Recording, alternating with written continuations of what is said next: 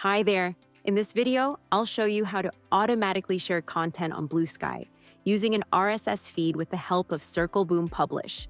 Let's get right into it. First, log into Circleboom Publish. Once you're on the dashboard, go to the left-hand menu and look for the RSS Feed section. Click on Connect a new RSS feed.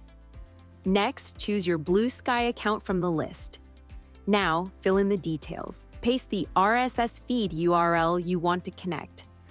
Optionally, enter begin with or end with text if you want to add a specific message to your automated posts.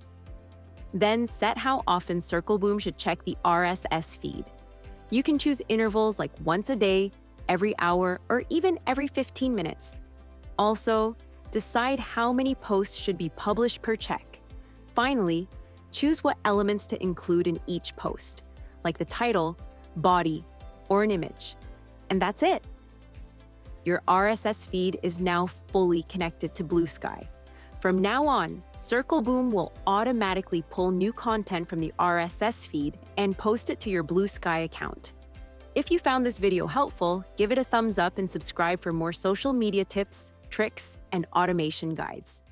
Happy Circlebooming!